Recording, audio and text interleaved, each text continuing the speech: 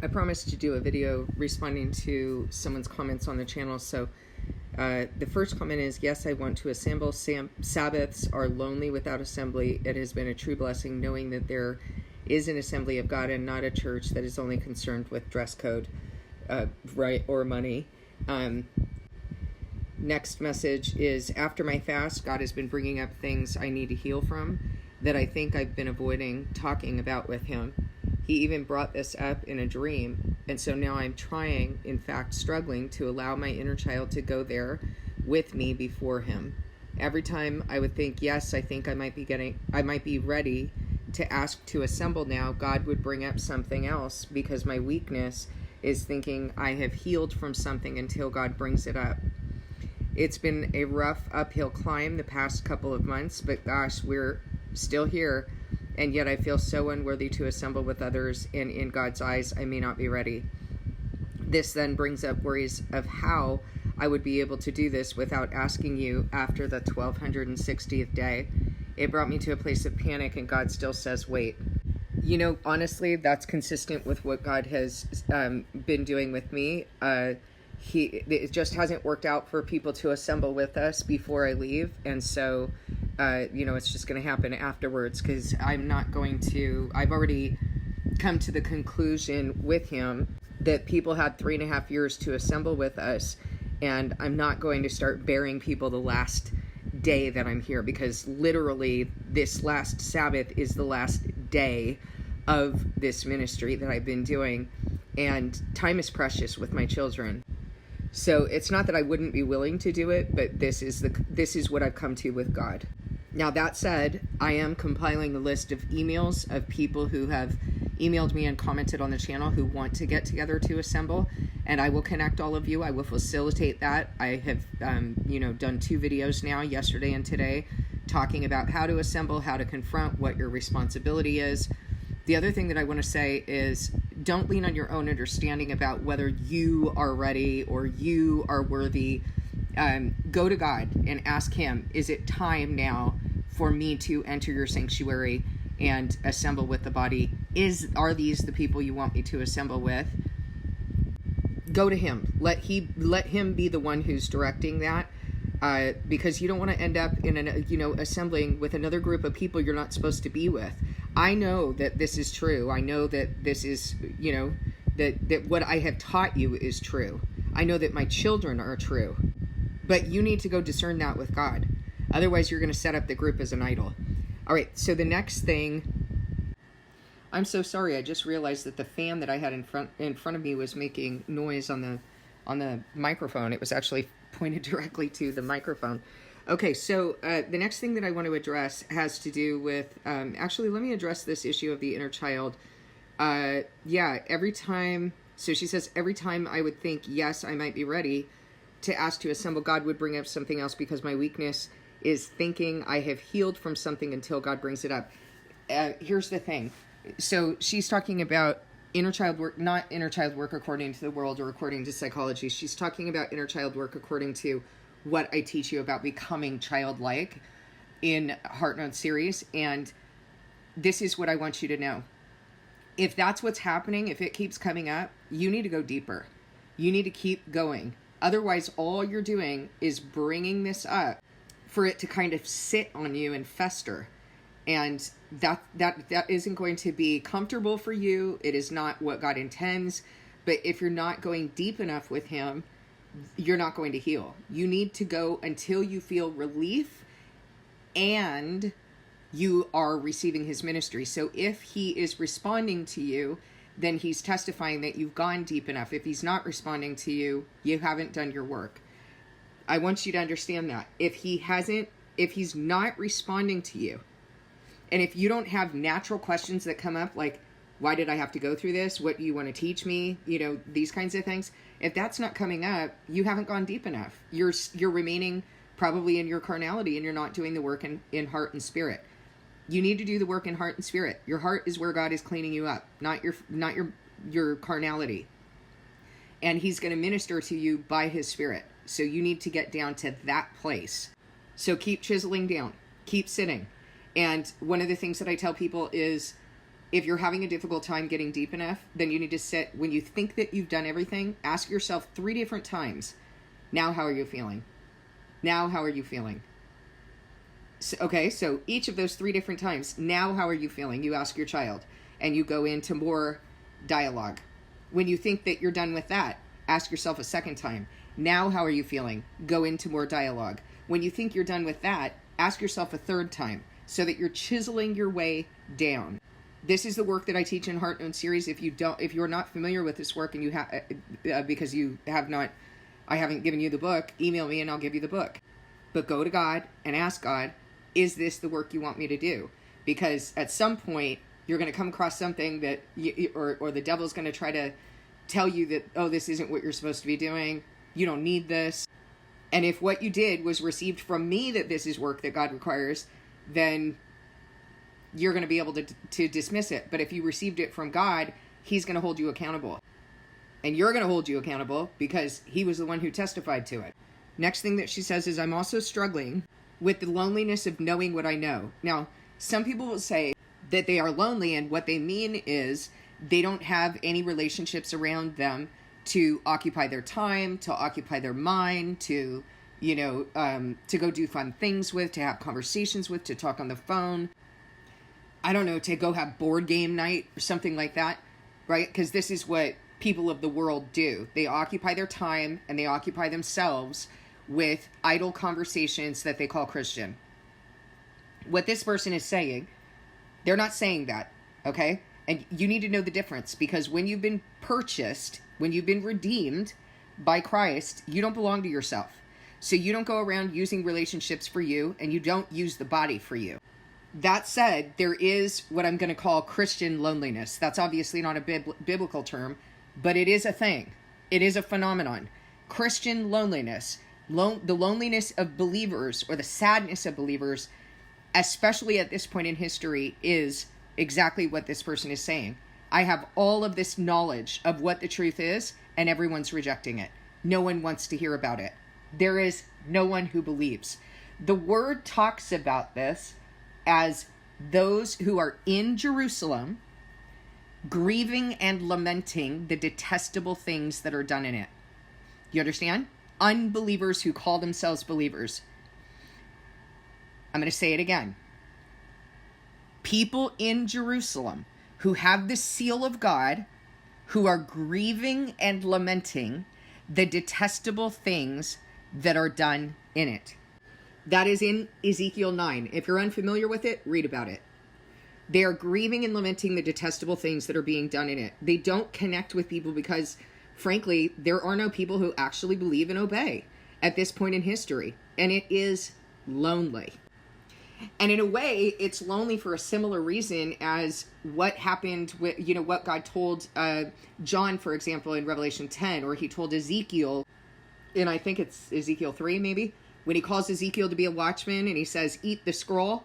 And in Revelation 10, it turns sour in John's stomach. But I think it's Ezekiel 3, when Ezekiel is called to be a watchman, he eats the scroll. It's sweet in his mouth. The words of God are sweet in our mouths. The gospel of God is sweet in our mouths. But there's no one to share it with because no one cares. Someone else was describing this in a separate comment. She was saying that, her family doesn't care about this. Her family won't listen to the truth. She tries to share it and they won't listen. First of all, you got to recognize when people don't want the truth and you got to dust your feet. Second of all, you need to heal first in Christ. You need to heal before he's going to use you. So if he's using you in other situations, great. He's raised you to serve in these other situations, fantastic. Then you know that you're serving him. But if he hasn't raised you to serve, you might be in that place of, knowing the truth, being brought to truth, wanting to share it with people, but you're stepping before him. You're stepping ahead of him, and he's not testifying to what you're saying because you're not staying in step with him. You're going and taking it up by your own accord, by your own will. And that, to be honest, not to hurt your feelings, guys, but that may be what you're doing, because at this point, the witnesses are testifying, and you haven't been raised for what you're going to do yet. You're supposed to be working on yourself right now so that you can be raised to walk in the authority he's given you, and then serve when you've done well with those trusts to serve in his house. So I don't know what your situation is. Go back and discern that with him. So she says, I'm also struggling with the loneliness of knowing what I know. Who do I share this testimony with when all those close to me think I'm absolutely crazy when I've shared it? My son is the only one who believes, and I see him as well in a bit of a tailspin as to how he should live life today, knowing what he knows. Yeah, it's hard. I'm going to talk about it right now. I ask him to literally talk to God about what to do day to day, day in and day out. It's lonely, and I see it will be even more lonely going forward. Yeah, it's true. Okay, so here's the thing. It is hard to know, how do you live your life from here on out? I'm in a little bit of a different situation because I've been living this ministry for over 3.5 years now. And I'm sorting through the question of, okay, I've got 4 more days of this ministry before I'm taken. How do I live between now and that time? And over the last 3.5 years, as I've discovered that people don't really care about truth and they don't respond and they don't do the things that I'm telling them, these are the things you need to do before Christ comes. That's been really difficult too. Think about what I've lived out in front of you for the last 3.5 years. Absolute humiliation and being completely broken down and separated from this world and stripped of everything. I didn't know that I was signing up for that. I didn't know all of that was going to happen. I knew I was going to die. I knew that, and I knew that there were certain things that could or would happen because God tested me on that before me starting this ministry. And so now at this point where I have four days left and people are all of a sudden showing up and they're like, I want to assemble. Where have you guys been for the last 3.5 years? I'm unwilling to do that. I'm not willing to do it. Not with the very last day that I have to spend with my children am I willing to bear people who for 3.5 years could have come in and could have assembled and chose not to. I'm not going to do it. Why? So that I can teach you how to assemble and I can teach you all of the things that I've been trying and begging you to come and learn over the last 3.5 years? No, I'm not going to do it. I've been willing to do it, but God has released me from that. What I am willing to do is to do videos teaching you how to assemble, teaching you what your responsibility is as part of the body, what your heart needs to be, what we've been doing, which is to reserve the beginning for worship and then to pray so that there is a separation between worship and fellowship. Everything is for God, but particularly worship needs to be focused on God. It is not about you. Don't draw attention to yourself. Don't start talking about yourself. You be used by God. You need to learn how to be used by God. And then we pray so that we have a separation, so that we close out that period, and now we transition into fellowship and we can ask questions and we can shepherd and et cetera, et cetera. But not even that time is really used for us. It's for the glory of God. It's for the building up of his church. So now it's your turn, guys. Now it's your turn to get a little taste of what I've been doing and why I've been grieving and why I've been angry, and to understand what it is that I've been going through in trying to speak a message to you that you don't want to hear, that you're not returning to assemble. So yeah, it is lonely. It is lonely. And not only that, but you feel like you wonder if you're crazy. Like you start to question your sanity because no one around you, we were used to in the world, people responding to us and validating us because, if you're of the world is going to love you. But now that you're not of the world, or now that you're speaking a message that it doesn't like, there's no validation for you. So guess what? God gave us the body. He gave us the body where all of us could trudge together, and you guys have not been doing it. You haven't been showing up. You haven't had any interest in being part of the body, and you've cheated yourselves because you can't possibly fulfill this without the rest of Christ, without the body of Christ. So I'm going to say respectfully to this person, you have not assembled. So you have the consequence of feeling lonely.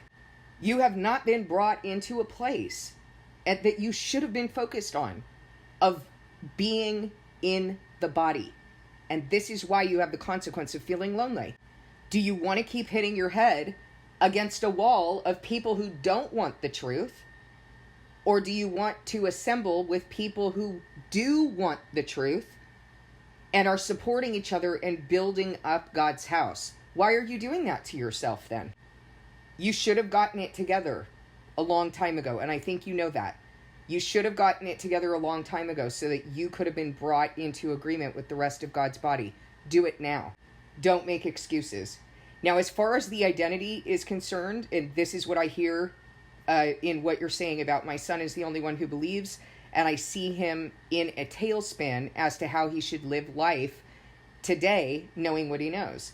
Well, go to God, because now that you know that you've been redeemed, that you've been purchased, you don't belong to yourself. So it's not really a matter of, well, how do I live my life? It is, what is it that God has set me apart to do? What is my role? With 3.5 years plus 45 days plus what, the 4 days I have left? Well, actually, I don't know when I'm going to be killed, quite frankly. So I'm not even sure how to count those numbers of days. But we know that there are 1,290 days until the abomination of desolation is set up from the time the witnesses die. Everything's set in reference to that, right? And then blessed is the one who reaches 1,335 days. In those days, Jesus is going to come. So we know that that's how much time is left. Look at what the rest of Scripture says. You don't belong to yourself. He's the potter, you're the clay. You need to be molded into something. You need to be used in his house. You need to heal, because healing is synonymous with salvation. You're healing from the curse that was placed on humanity as a result of sin. That's what you do with the rest of your time here. You're not just waiting for him to pick you up. You're working out your covenant for salvation. Now that you have eyes, don't start like grieving and lamenting what other people are doing at the expense of being aware of the grief of what you're doing. This is the reason why God had me writing those books, was to help you to understand the work that is necessary, the work that his word talks about, the work that he had me doing. I'm sharing my testimony with you about what he had me doing. You need to go discern it with God, but you need to be doing something, don't you?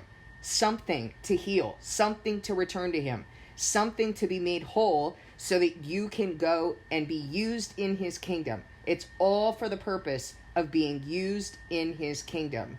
You have to work out your covenant. That's what you're doing with the rest of your time here. And I'm going to tell you right now, if you're not assembling, you are not working out your covenant, because you are refusing to get your hands dirty and build his house. You're refusing to be used on a weekly basis, in his Sabbaths, on a monthly basis, on his new moons, on his holy days. You're refusing to be used in order for him to build something for you to share with the body, to build them up, to build up his house, to serve in his kingdom, to function in his body. He's used all of these metaphors for you to understand what you do with the rest of the time you have here. For a young person, and I'm imagining that your son is probably in his 20s.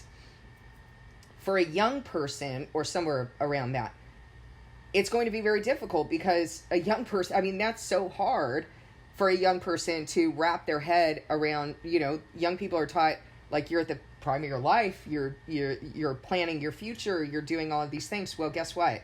You are involved in the planning of your future, but you don't really know how to plan your future. You only know how to work out your covenant so that God will bestow a future on you.